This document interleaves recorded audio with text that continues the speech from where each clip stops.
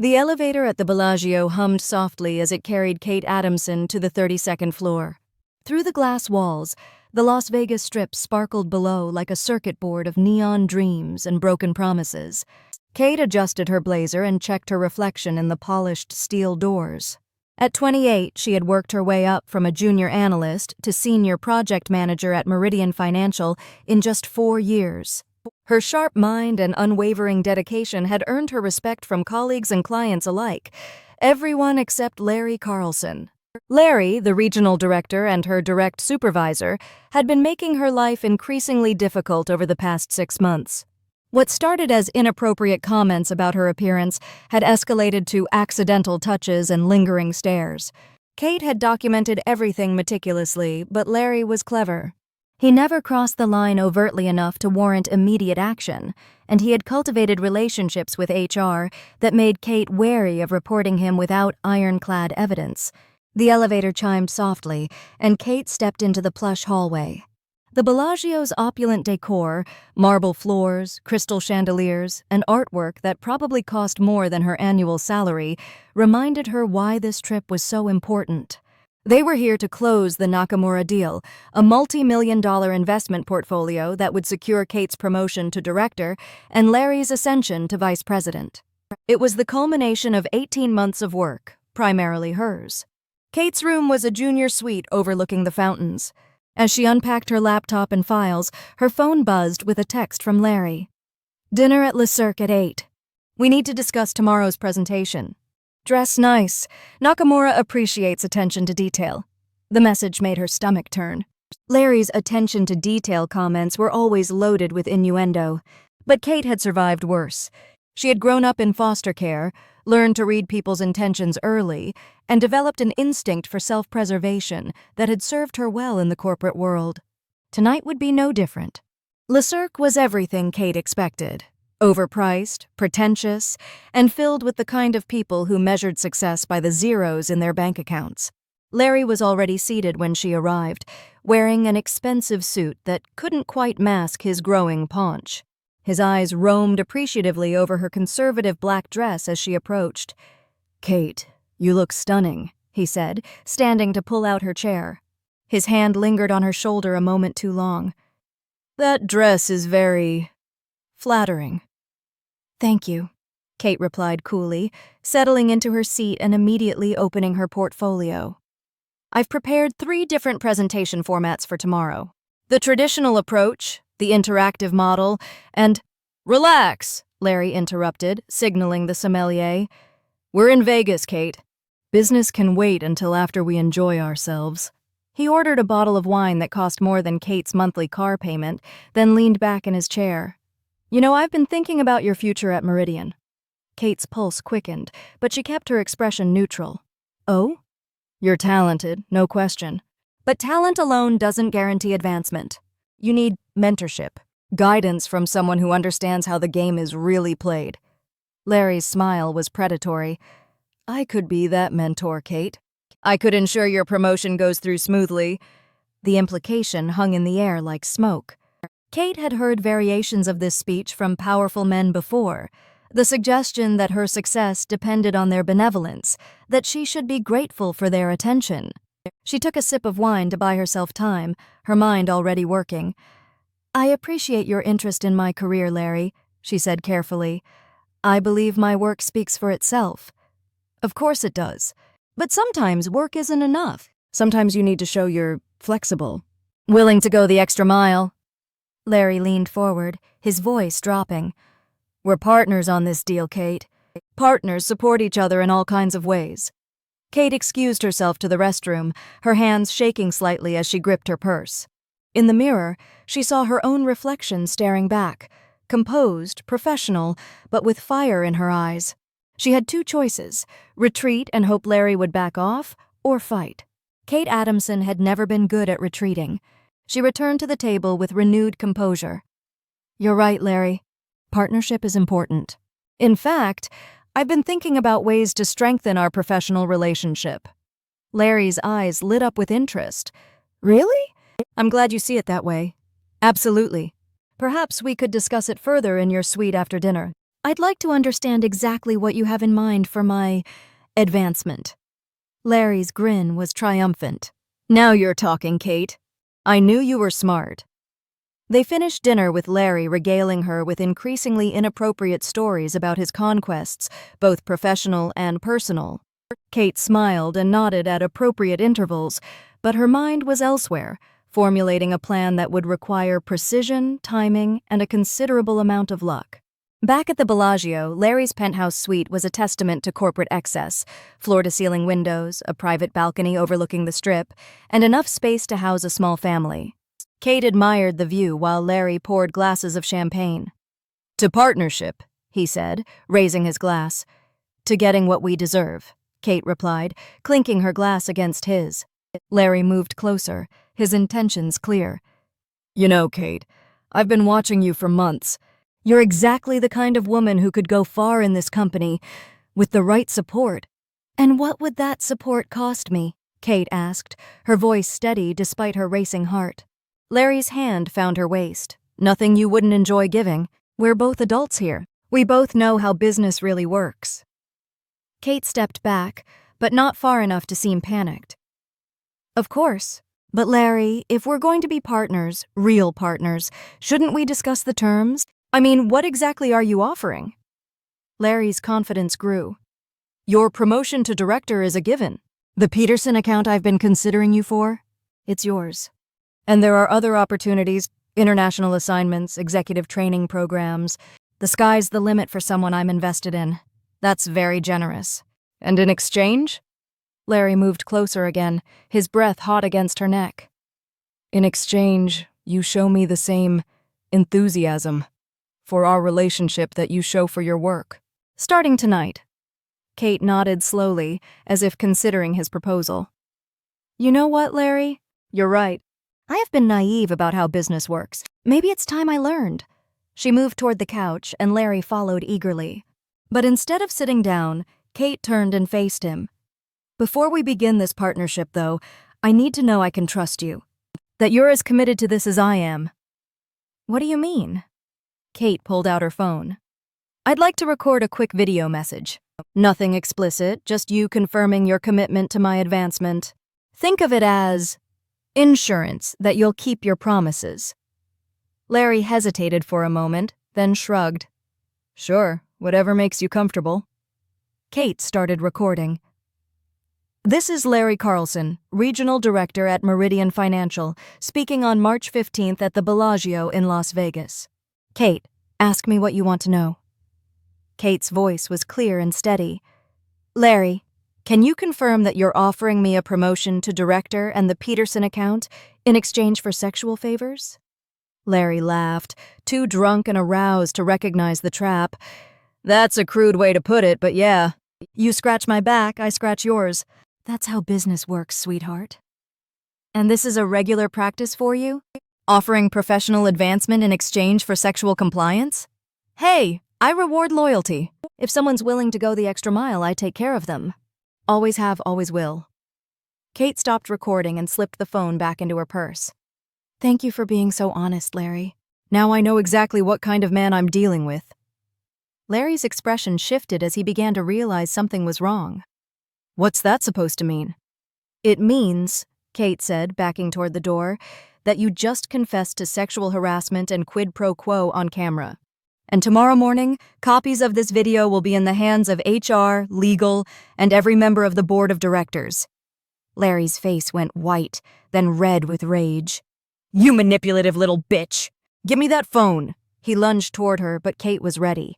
She grabbed a heavy crystal ashtray from the side table and held it defensively. "Stay back, Larry. You've done enough damage tonight. You can't do this to me! My career, my reputation. Should have thought of that before you decided to proposition a subordinate. Did you really think I'd just go along with it?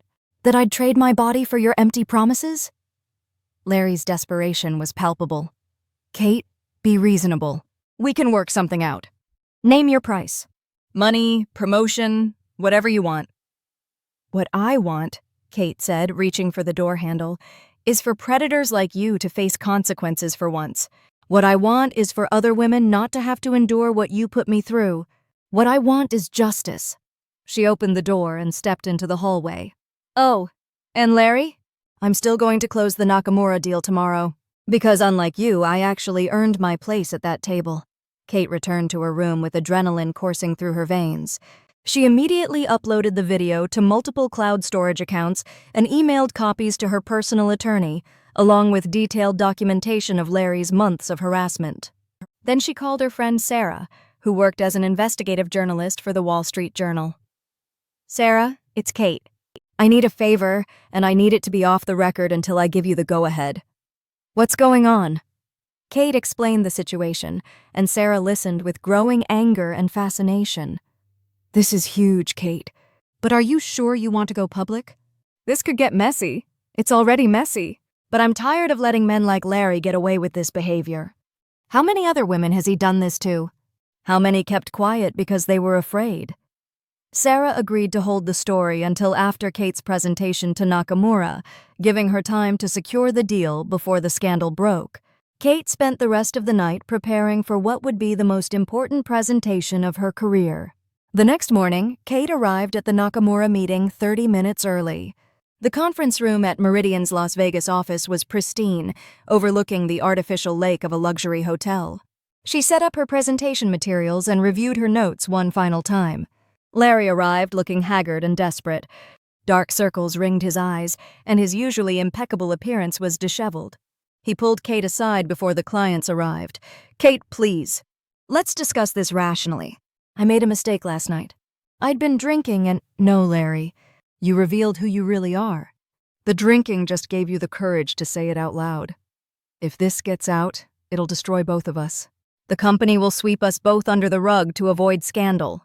Kate fixed him with a steady stare. "Then you better hope I close this deal today. Because after this presentation, all bets are off." Hiroshi Nakamura and his team arrived promptly at 10. Kate had studied their preferences extensively. They valued precision, innovation, and above all, integrity. Larry attempted to take the lead, but his nervousness was obvious. Kate smoothly stepped in, commanding the room with her expertise and confidence. For the next 2 hours, Kate delivered the presentation of her life.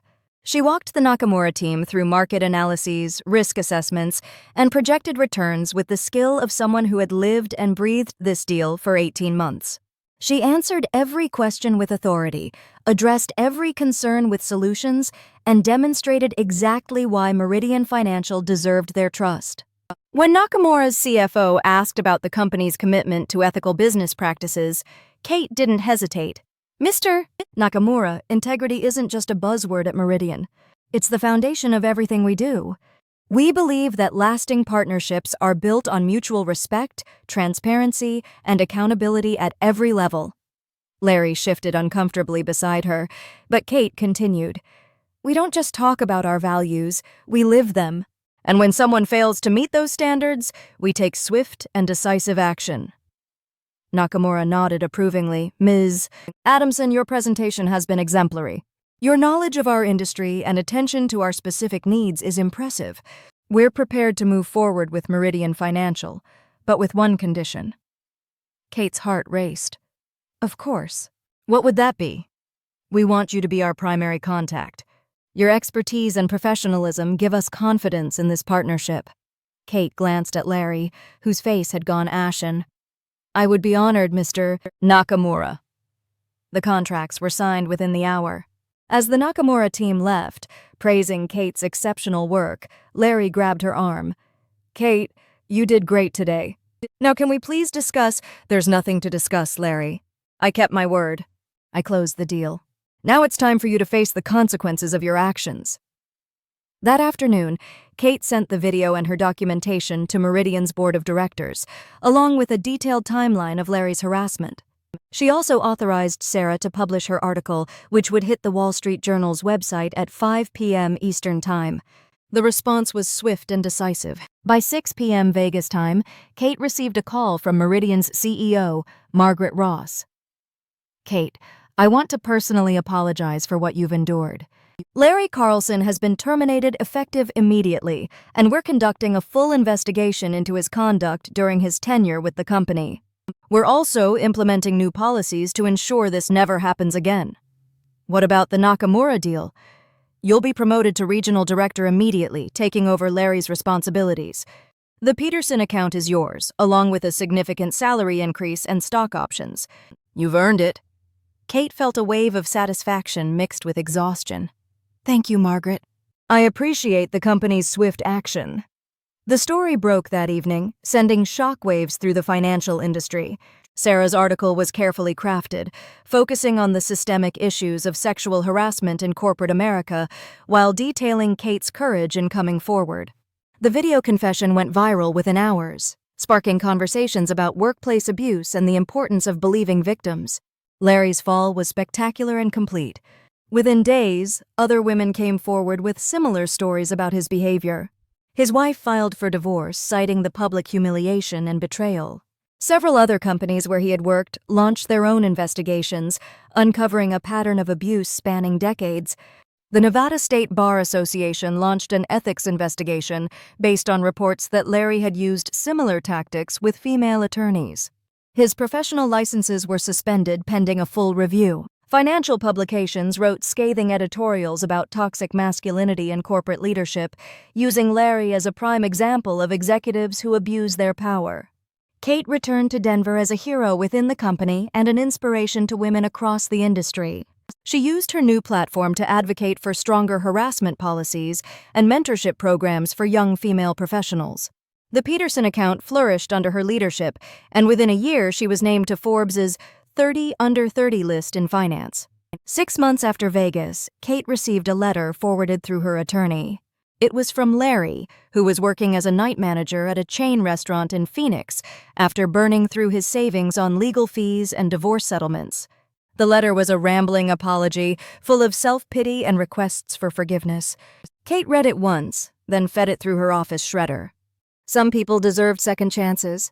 Sexual predators who abused their power weren't among them. The final chapter of Larry's downfall came a year later, when a class action lawsuit by his former victims resulted in a multi-million-dollar settlement. Kate testified via video conference, her voice clear and unwavering as she described the pattern of abuse and intimidation she had documented. During a break in the proceedings, Kate stepped onto the courthouse steps in downtown Denver. The autumn air was crisp, and the Rocky Mountains stood majestically in the distance. Her phone buzzed with a text from Sarah. "Jury returned full damages. Larry's broke and unemployable. Justice served." Kate smiled and deleted the message. Justice hadn't been served by the jury verdict or the financial ruin. Justice had been served the moment she refused to be a victim, the moment she turned the tables on a predator who thought his position made him untouchable. As she walked back to her office, now a corner suite on the 40th floor, Kate reflected on how much had changed. The scared young woman who had ridden the elevator at the Bellagio was gone, replaced by someone who understood that power wasn't about intimidation or abuse. Real power was about standing up for what was right, even when it was dangerous. That evening, Kate hosted a mentorship dinner for young women entering the financial industry. As she looked around the table at their eager faces, she thought about the women who had come forward after her story broke, the policies that had been changed, and the careers that had been saved from predators like Larry Carlson. "Remember," she told them as the evening wound down, "your success should never depend on anyone else's approval or exploitation. You earn your place through talent, hard work, and integrity. And if anyone tries to make you believe otherwise, you fight back with everything you have." The women nodded, absorbing the wisdom of someone who had walked through fire and emerged stronger. Kate knew that some of them would face their own Larry Carlsons someday, but she also knew they would be ready. Later that night, alone in her penthouse apartment, Kate poured herself a glass of wine and stood on her balcony overlooking the city.